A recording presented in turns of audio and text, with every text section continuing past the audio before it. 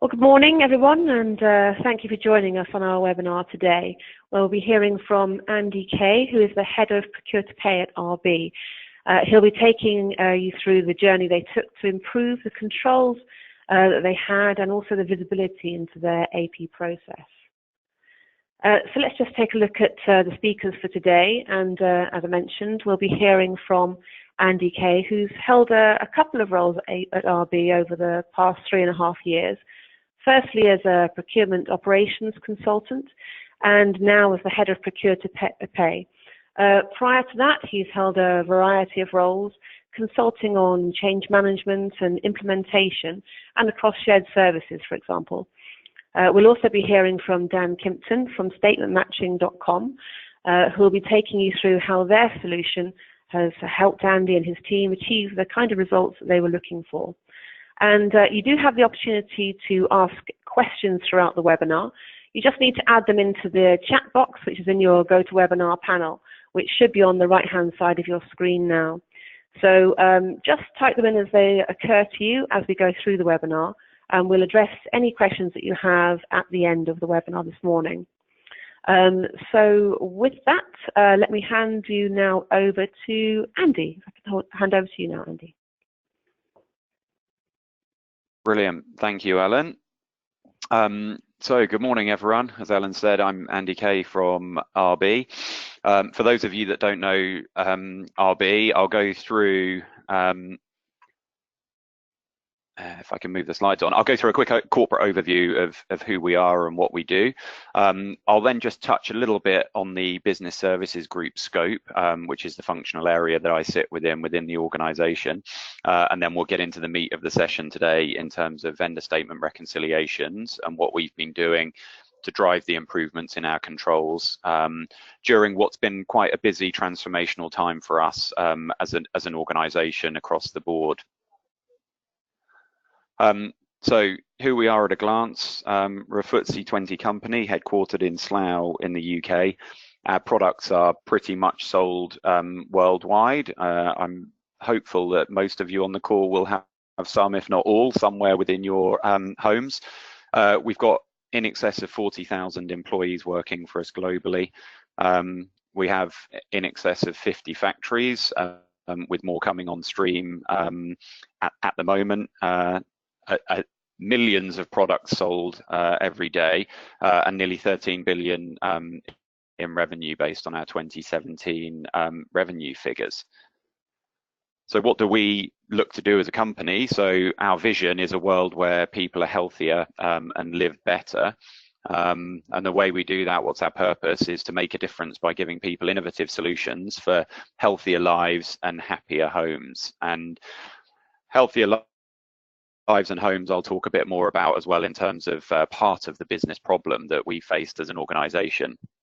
So over the last nearly 200 years, the organisation has grown and changed shape significantly, and that's based on a number of acquisitions over the years, but also in order to drive the right portfolio, there have also been some divestments. So our French's food business, for example, was divested in 2017 to help us drive our focus towards moving to two specific focus business units. So that is a health focused business unit, but also a hygiene home focused business unit. And we commenced that formal restructuring in January of last year.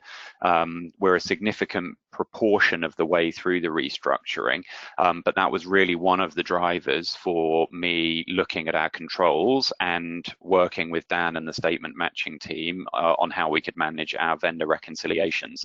And I'll talk a bit more about that as we run through. So in terms of for us as a business services group, what is the scope in terms of what we cover as a functional area? So procure to pay, I'll go into a bit more detail in terms of what that is, and I head up that tower of the function. However, we also provide support for the worldwide organisation on record to report, so our finance and accounting side of the financial back office transactional elements. We also manage master data, so this is everything from finance, chart of accounts, cost center master data, and so on, through vendor master data, material master, and also transfer pricing for our internal resale model within our manufacturing and commercial entities. We also have a programs stream headed up by one of my colleagues, and this is looking at all of the programs that we run from a shared services point of view, from deploying our services to new markets, to taking on new scope of activities, and where we are impacted by global change programs, such as our move to two individual business units. And then finally, we have a finance tower, and our finance tower deal with our vendor relationship with our third-party service provider. They also deal with our cross-charging to our markets within RB internally. So a bit more on procure to pay and what do I manage within the tower that I'm leading. So the tower that I'm leading, first and foremost, we've got a help desk. So this is email and phone enabled help desk, which is available for both our internal RB employees where they have problems, but tends to be much more utilized by our external suppliers, ringing up for or emailing in for vendor statements to be reconciled, for invoice statuses where they're having problems chasing down purchase orders and those type of things. I also have a procurement operations team, so they support sourcing and contract management within our global procurement organization, as well as the wider business where some devolved procurement activity is delegated down to our individual business units themselves. We have scanning and invoice management, so taking in either hard copy invoices to a PO box, scanning them and getting them loaded into our workflows, or dealing with email PDF images mailed in and ensuring they get into the workflows as well. Invoice processing, we're a bit of a complex organization. You saw the slide showing our journey via acquisition to the company where we are today. We have an awful lot of JDE instances from an ERP perspective. We're also in the process of deploying SAP across the organization, which is another significant change program that we're on organizationally. So that's where our invoice processing is happening across a myriad of systems. We then manage the payments. And then finally, and what we're here to talk about today, is vendor statement reconciliations as one of our key financial controls from a P2P tower point of view. Just in terms of figures, whilst we sell our products worldwide, for me at the moment, from a shared services point of view, we are part way through deploying our services to the global organization. So at the moment, we're processing somewhere in the region of 650,000 supplier invoices a year, and we're operating today across 20 different countries. And going forwards, we're going to be looking to grow that scope, which again will link into one of the reasons that we're working with Dan and the team at the moment. So on to the vendor statement reconciliations themselves. What are the key challenges that we were facing as an organization, and what prompted me to start a dialogue with Dan and the team and work out if there was a way that we could manage our vendor statement reconciliations in a smarter way. As I mentioned at the beginning of the call, over the last 18 months, we've been going through a significant transformation within the organization to split into two distinct business units operating under RB PLC. So on the one hand, we have the health business unit focused on our health-related brands such as Enfamil, infant and child nutrition, baby milk, Lemsips, Nurofen, Mucinex in the US, and those types of brands. And then on the hygiene home part of the business is where we have our brands like Finish and Airwick, Vanish, those types of products that hopefully you're all familiar with. As part of splitting into two separate business units. One of our key financial controls to ensure that we have our liabilities correctly recorded in our books is that we typically would aim as a bare minimum to reconcile vendors that make up 80% of our spend within each of our individual entities globally. What that means when we separate into two separate business units is we are transferring some vendor relationships into a brand new business unit, some are remaining in the existing business unit, and some of those vendors will continue to supply goods or services to both of those business units going forwards. So the challenge that we have in that separation is, in theory, by creating a brand new entity, we are in essence overnight doubling the requirement for our vendor statement reconciliations in order to make sure that we have those liabilities correctly booked in our systems and we're reporting correctly. So the controls and the separation of the business units are two of the key elements that have caused us to have a problem, if you like, or an opportunity, I should really describe it as. In terms of some of the other elements associated with splitting into two separate business units, I was given the challenge that as we separate into two separate business units, we would keep a flat cost base.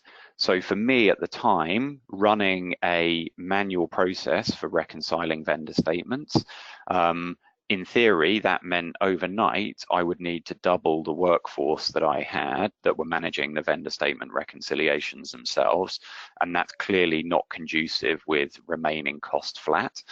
And the other thing is, what we wanted to make sure that was both before and after the legal entity split within each of our countries we were supporting, we wanted to make sure that the invoicing process was working in a seamless way with our vendors.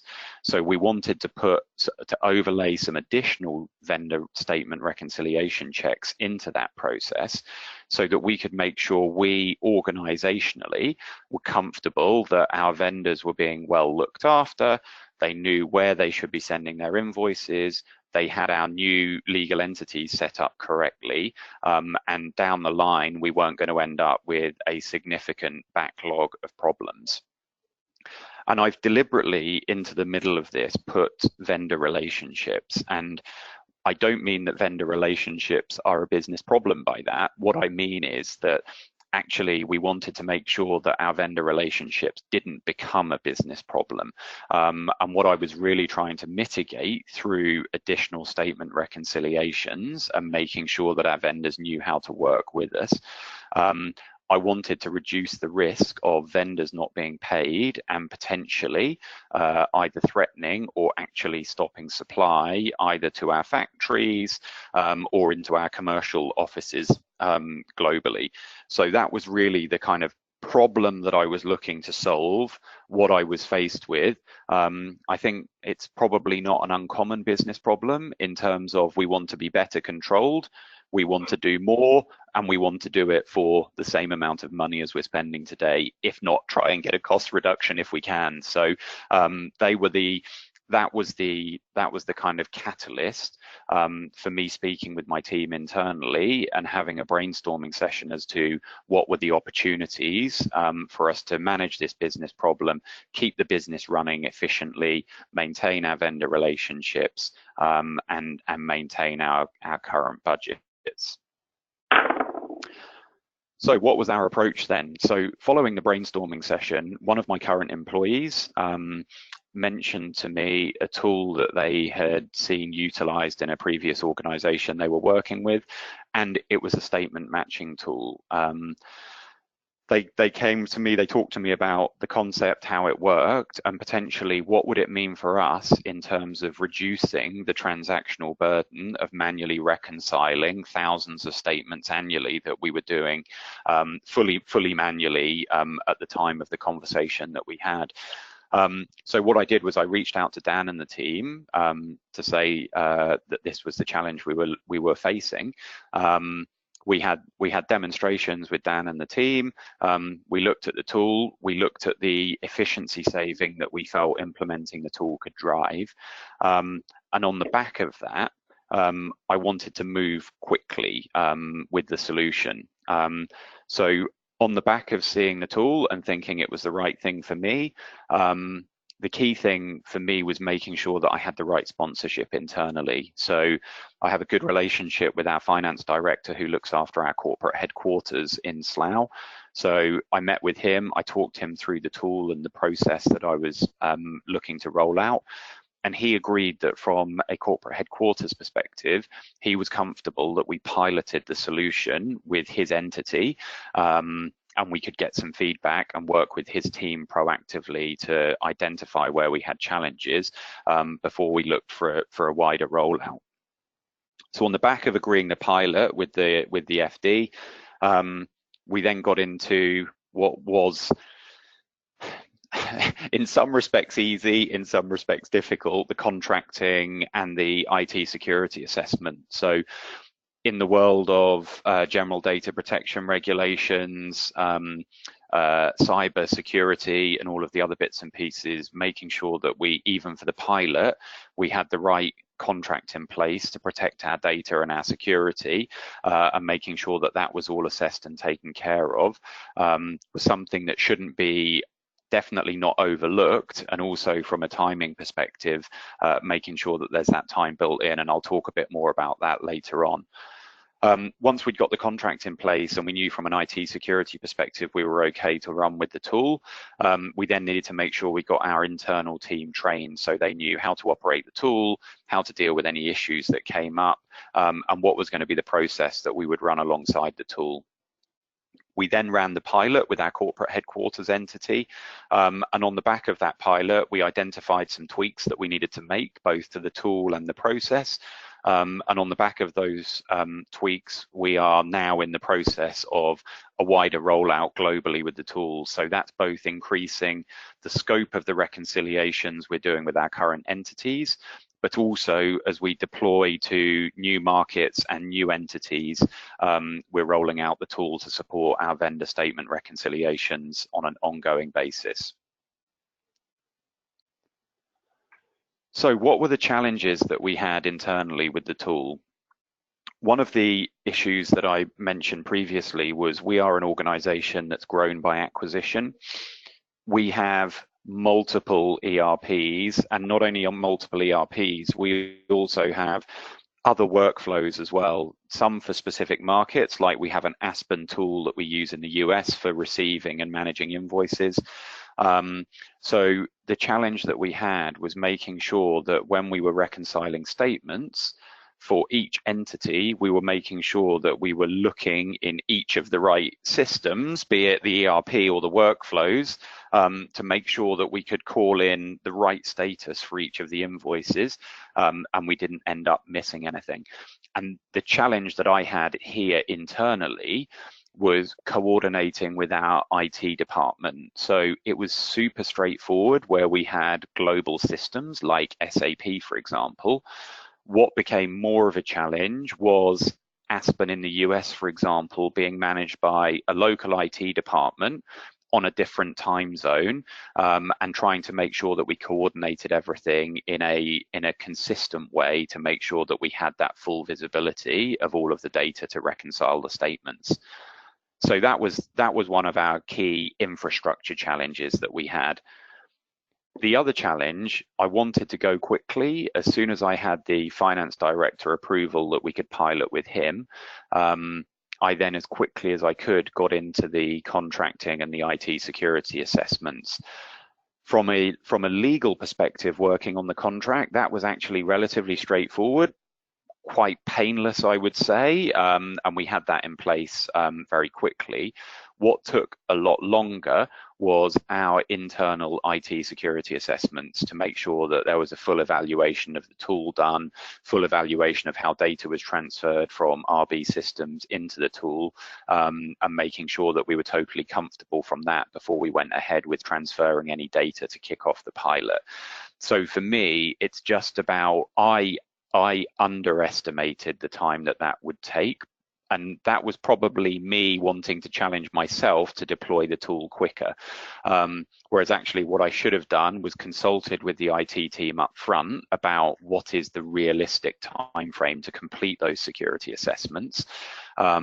And could we dedicate someone from our internal IT department to help work with the statement matching team, who were great throughout the process and very proactive in answering the questions that were raised by the IT department.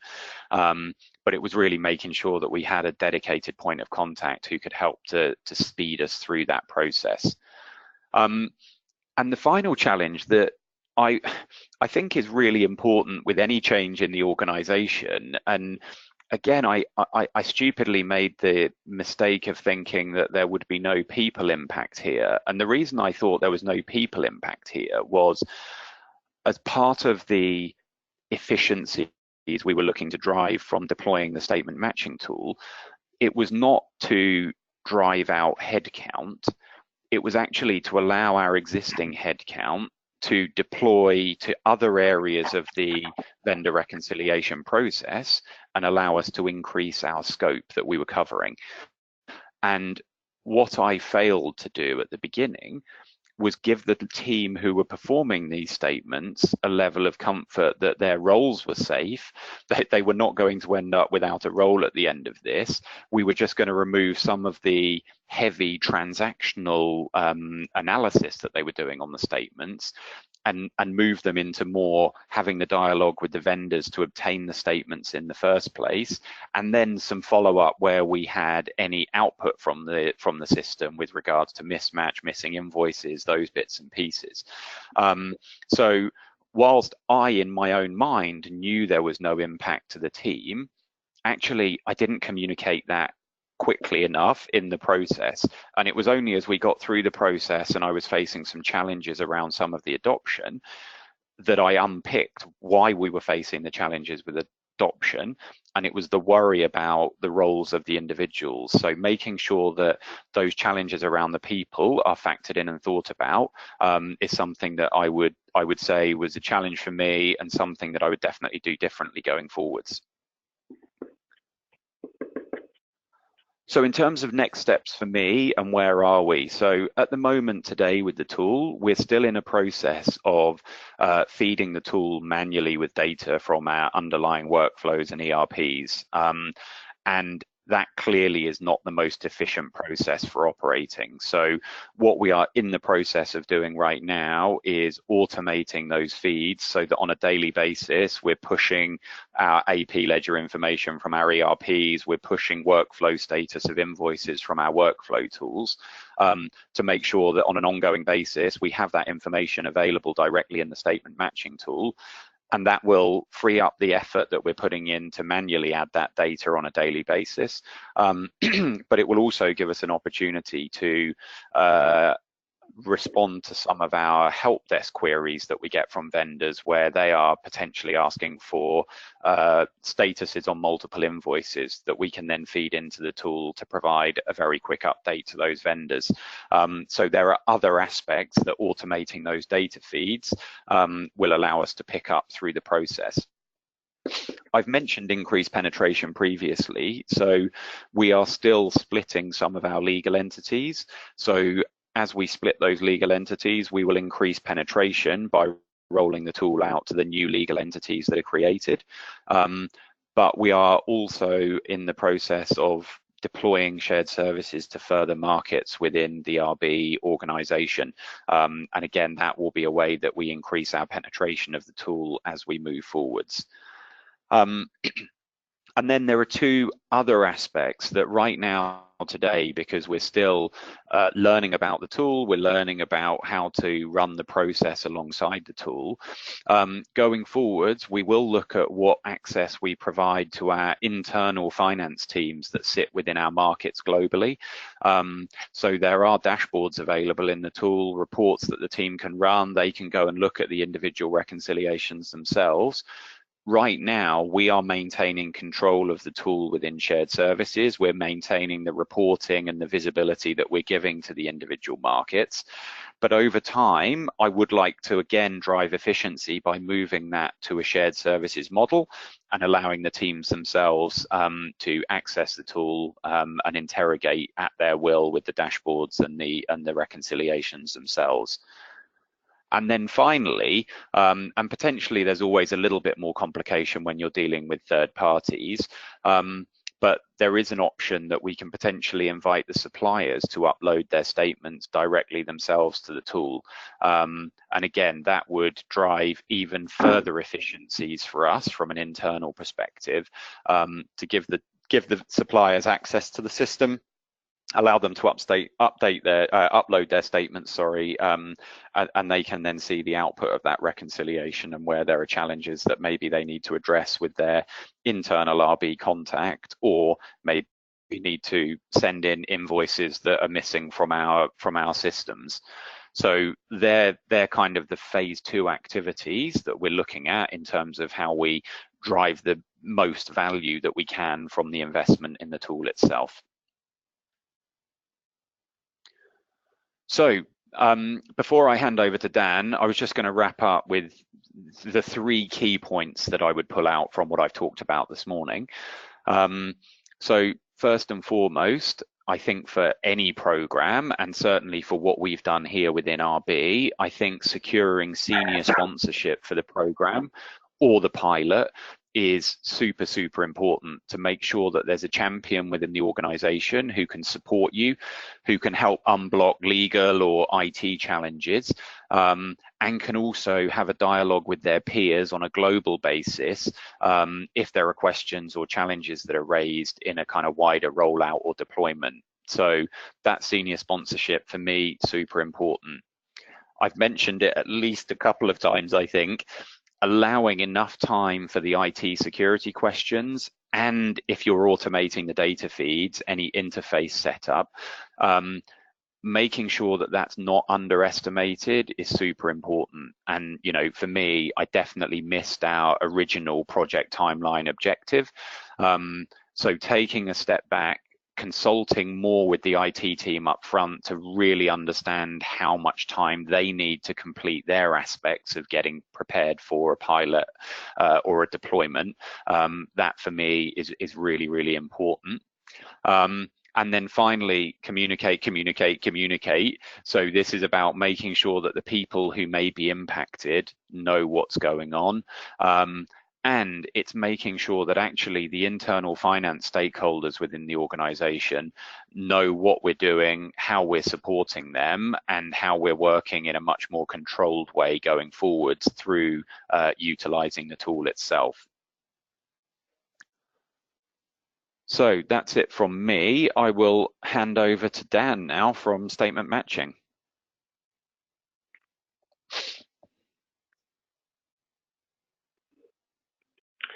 Thanks, Andy.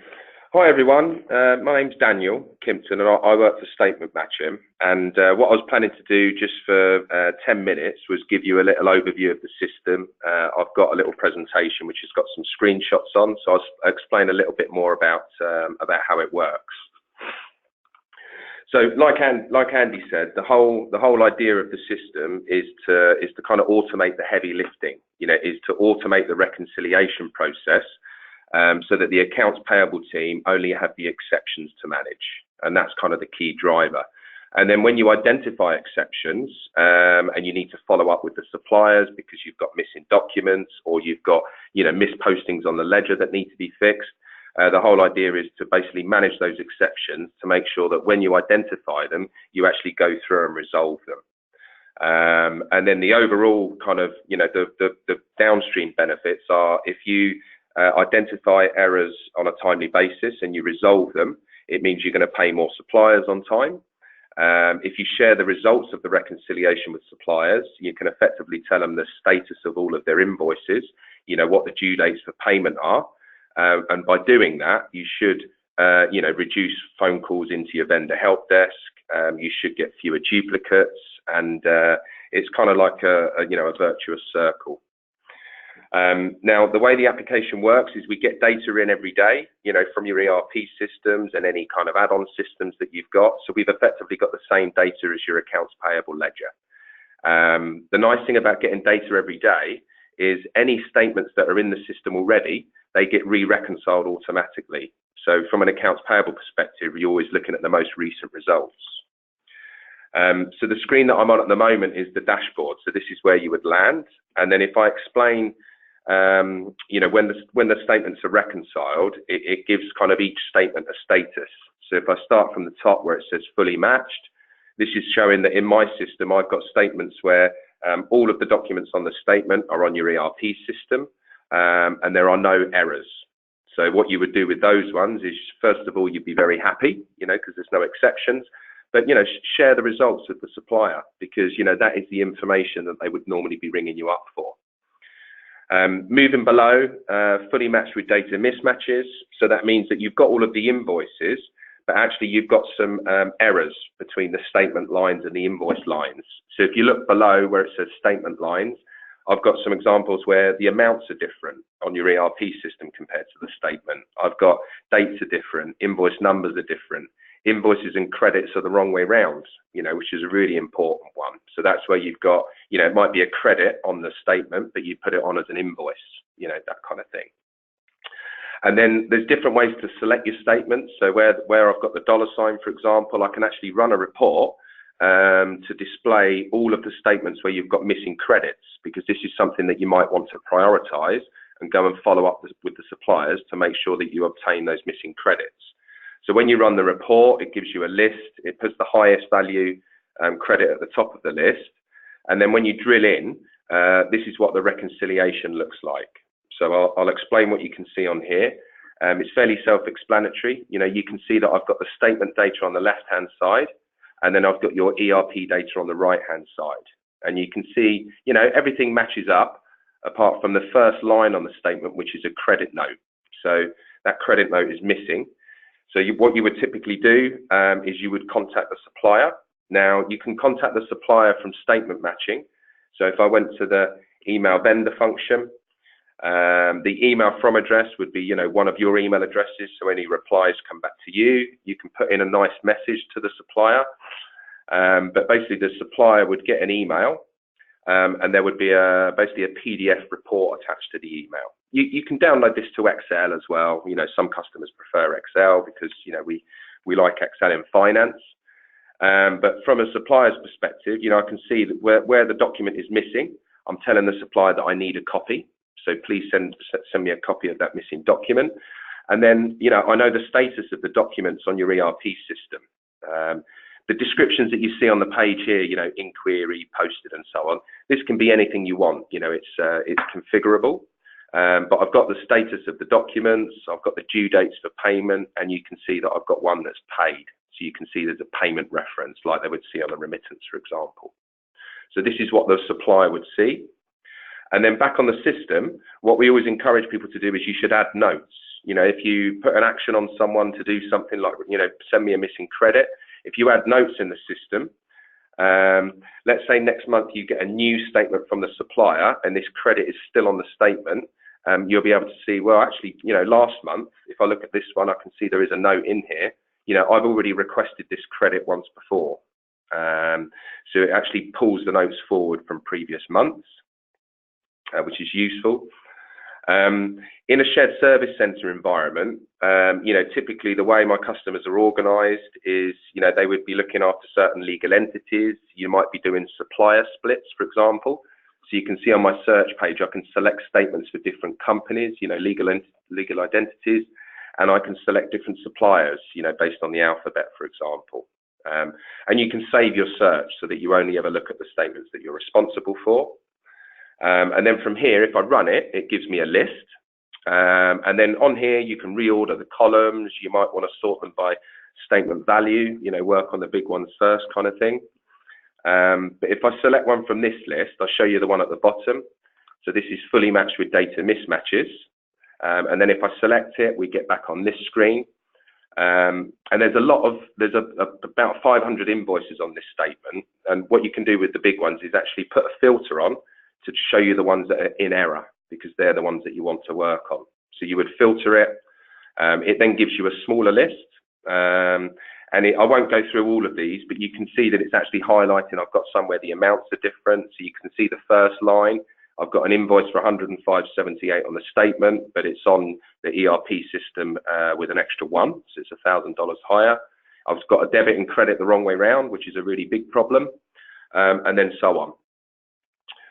But what you would end up doing is you would fix these on your ERP system, and then because we get a nightly file of changes, if you fix them on the ERP system, these will get re-reconciled and they'll turn green, provided that you fix them. And then my last example that I just wanted to show was where you've got documents on your system that are not on the statement. So we call them unpaid items missing on statement. So if I select one of those, you'll see that I've got another section at the bottom called unmatched ERP invoices. So this is showing me for this vendor, I've got an unpaid invoice on their account for 286.80.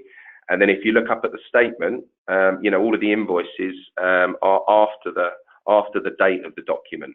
So, this is a misposting. In this case, it's probably a duplicate. I've got one for the same amount in March, one for the same amount in April. So this is probably a duplicate invoice.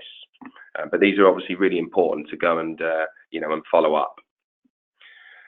From a reporting perspective, I've got lots of sort of supplier-based reports. So a lot of my customers, when they are looking at statements, they want to reconcile a certain list of statements every month. They have like a critical supplier list. So you'll notice that I can run reports to make sure that I've got my statements from my critical suppliers, make sure the statuses have been set to complete, which means I've finished working on them. And then I can also select statements based on the type of error. So I can look at the statements with missing credits or missing invoices or debits and credits the wrong way round. So it just enables you to manage the exceptions, in the way that you want. But there's lots of reporting on there. I'll show you what the supplier portal looks like quickly, this is a next step for RB, hopefully. So if you invite suppliers to the portal, they get a login and they land on a dashboard. They can look at their invoices. So this is a list of invoices on your ledger. They can see the statuses, they can see the due dates for payment and so on. They can also go to a payments page and it will show them the payments. And then if they click a payment, it will show them the invoices that are in that payment. So this is really useful for the supplier on the accounts receivable side, because again, this is what they'll be ringing up your vendor help desk to find out. And then if you can get suppliers to do it, obviously the great thing would be to get them to actually reconcile their own accounts. So you can actually give suppliers the ability to upload their own statements. And it's a really simple mapping exercise. The system wants to know, they can upload Excel and the system wants to know the invoice number, the invoice amount, the invoice date, and so on. So they kind of map it in and then it gives them the reconciliation results. So this is what the vendor sees. And then actually the vendor can see, well, actually RB are missing some of my invoices there. You can see the 3 with the question mark. So the supplier would then go and, send these invoices in because they want to get paid on time. But importantly, you can also see the results of this on your side. So you can actually see any errors that you need to follow up. So you can see I've got some issues where I've got currencies are incorrect, for example. So if I just move through here, I just wanted to explain as well, a lot of our customers, RB mentioned it, we do this with everyone. We offer people a proof of concept. So we would build a live system. You can give me data for up to 10 suppliers, which you provide in Excel. You would give me the statements, and then we would set a system up for you. Do a training session, it generally takes about an hour, and then that's day 1 of your 4-week proof of concept. And we like to have a weekly call with you during that period to see how you're getting on, work through any issues, show you parts of the system that you'll appreciate more when you've been working with it for a bit. But it gives you the opportunity to basically make sure that it works for your business, and it provides, input for your business case as part of your due diligence. And how the pricing works, it's just a really simple 30-day rolling agreement. There's no minimum term, and you can cancel at any time with 30 days notice. There's a monthly subscription, which is a fixed cost, and that's based on the volume of invoices you process per annum. And then there is a monthly statement charge, which is variable based on the number of statements that you upload, and whether they're in Excel, paper, or PDF. because there's different ways of processing those. So it's really simple pricing. There's no setup costs either. So I needed to whiz through that to keep within the time. So I think I just about am. So I'll hand back over to Ellen for questions. Lovely. Thanks very much, Dan. And also thanks very much to Andy. Some very informative webinar and some great insights there into the changes that you've been through. And in fact, one of the questions that we've had is for you, Andy. And I think you may have answered it to some extent, but it's did you encounter much resistance to change from the team, and how did you counter that? Yeah, thanks, Alan. So yes, we definitely did. The challenge I encountered in terms of resistance was from my team rather than our global finance team that we're supporting.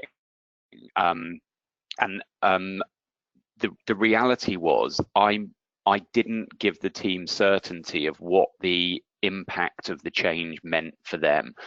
And the impact for them was not that they would be losing their jobs.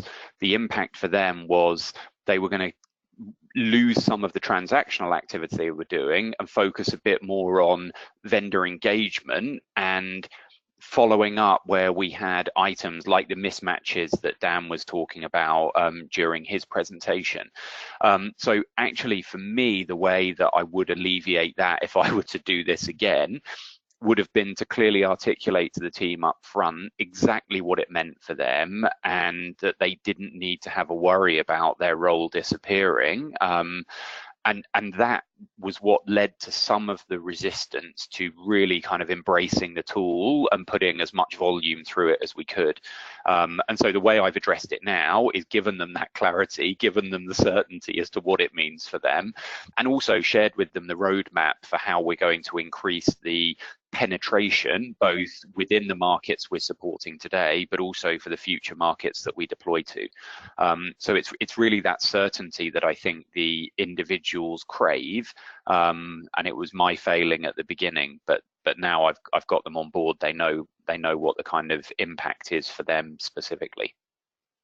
Well, that, it sounds like a good plan going forward, so that you can then obviously then bring the whole team with you, and I guess that goes back to the final point that you made about communicate, isn't it? It's important for the teams to remember that, but it can be something which sort of falls along the wayside, to the side really if you're concentrating on other things.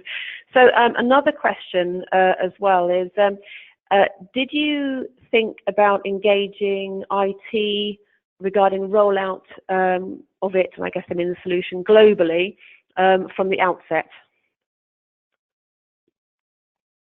So the answer, yeah. So the answer is yes, and I did have some initial discussions with IT right at the beginning. The challenge that I faced was getting to the right contact within the IT organization. This was the first thing since I'd been with RB that was looking at rolling out a new piece of software, and actually that it was for me getting to the right person to have the right dialogue with was a little bit of a challenge from my side. So whilst I tried to engage IT at the beginning, it took a little bit of time to end up with the right people and having the right conversations. So again, with the speed that I tried to roll this out at, that was what gave me some of the challenges around doing more engagement and having a bit of a kind of slower burn deployment plan.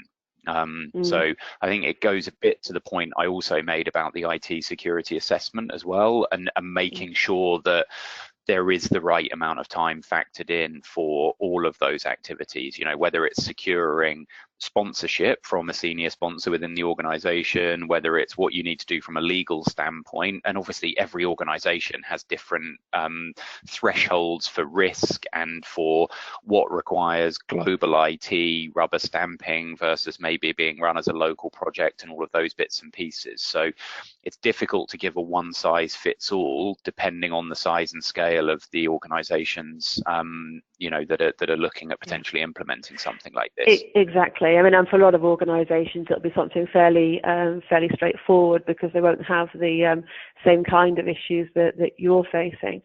And another question for you, Andy.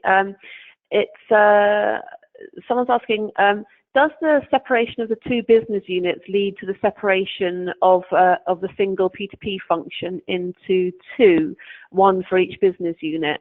And if yes, what made it necessary to separate? So I guess that's I don't know if that's one that you want to answer here. Yeah, no, I'm happy to answer that here. So the answer is yes. We do now have two separate shared services organizations.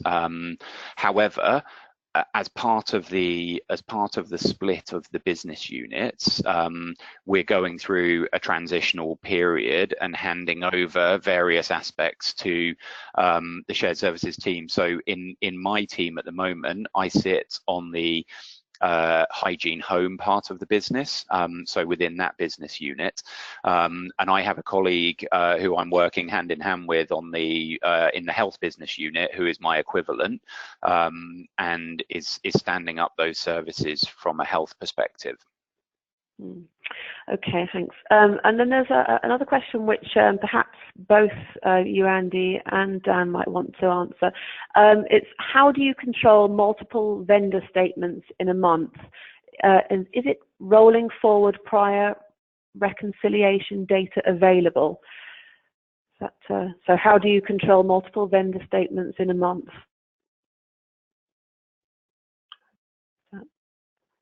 So from my perspective, for the majority of our vendor statements, we have an annual plan to cover our minimum threshold requirement, and so we will have those scheduled in, and we will run the reconciliation as of, for example, the 30th of June.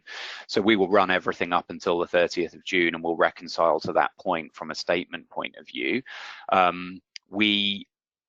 At present, we don't do any multiple reconciliations within RB within a single month. We do have some vendors that we will reconcile every month, but they're few and far between, because actually we find the value of reconciling every month isn't there. If you've got a good established P2P process with your vendors, then monthly is quite a significant overhead, and maybe some vendor education or looking at the process itself in terms of re-engineering the P2P process might be something that would allow you to step back and put in a kind of more, I say relaxed control, because actually the control can still be the same even if it's done on a kind of longer cycle time.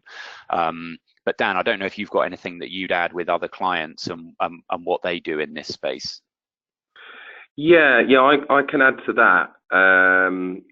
So obviously when the statement first goes into the system, from a supplier, it'll obviously reconcile it at that point, or you can put a date in to reconcile it to a date. And then every day as we get new data into the system, obviously that statement will get re-reconciled and all the results will get updated. But if you get any new statements from the supplier in that month, then obviously you would then be by default looking at the new statement, because that's the most up-to-date, account statement from the supplier. But the system keeps all of the previously reconciled statements. So you're always looking at the most recent one by default, but it keeps a history and obviously pulls any notes forward from previous statements onto the new statement, if that makes sense. But most customers, they either do when they do the reconciliation, they follow up all the exceptions. They request the missing documents, they fix all the ERP errors, and then that's it. That's job done. I've got other customers where they upload them at the beginning of the month, follow up all the exceptions, and then they'll do another run through at the end of the month to make sure that the exceptions have actually been resolved. So they'll do a two-step process, and this would typically be with their key suppliers, because it makes sure, that if the documents were missing, has the supplier actually sent them? No, they haven't. Request it again. So they do like a two-step process. But again, that's up to customers, depending on what they want the to-be process to look like. Okay.